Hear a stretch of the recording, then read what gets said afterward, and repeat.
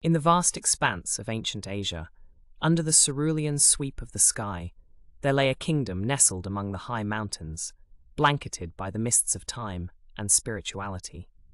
The kingdom, Serendar, was known across the lands for its deep dedication to the Buddhist teachings and the legendary Temple of Light that sat atop its highest peak, whispered to be the breathing space between the earth and the heavens. It was in this serene realm that a young monk named Ananda lived his days in meditative contemplation and scholarly pursuit. Ananda, whose name meant bliss in the ancient tongue, was revered among his peers for his compassionate heart and unquenchable thirst for enlightenment.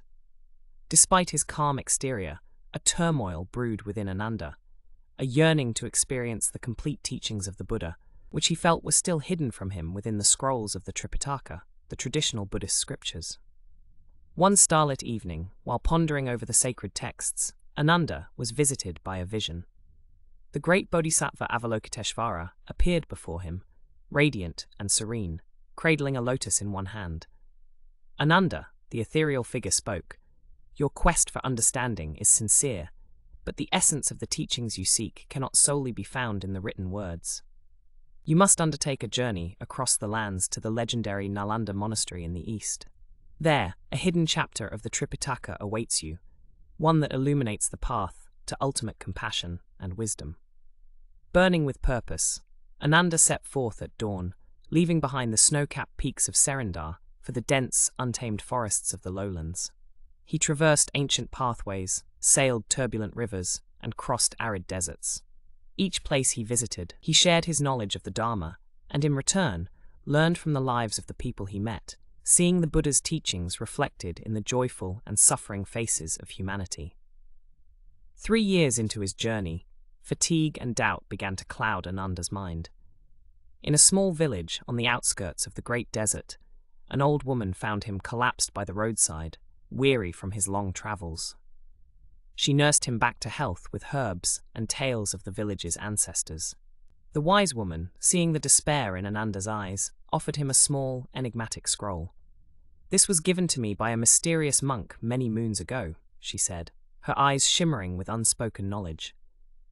"He told me that it would one day find its way to the one who would truly understand its depth." With renewed vigor, Ananda continued eastward, and finally, upon reaching the ancient ruins of Nalanda, he discovered the faith and kindness he'd distributed along his travels had ignited little beacons of hope and understanding in the places he'd passed. Here, he was welcomed by monks who had long awaited the prophesied arrival of a monk who carried the heart of the world within him. Together, they unrolled the old woman's scroll, revealing not only the missing chapter of the Tripitaka, but also its commentary on the interconnectedness of all life and the cyclical nature of suffering and redemption, Samsara. The words on the parchment seemed to dance and weave into the fibers of Ananda's soul, enlightening him to the understanding that the journey itself was his teacher, and each soul he touched along the way, a guide. Years later, Ananda returned to Serendar, not only as a bearer of the ancient scriptures, but also as a living embodiment of the journey's teachings.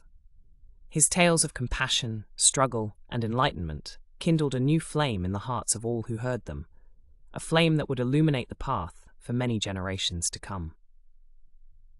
Under the eternal watch of the mountains, the Temple of Light glowed a bit brighter, its beacon of wisdom shining far beyond the reaches of the misty peaks, calling to all those who, like Ananda, yearned to journey to the very heart of Samsara, to find not just pages of scripture, but the very essence of life itself.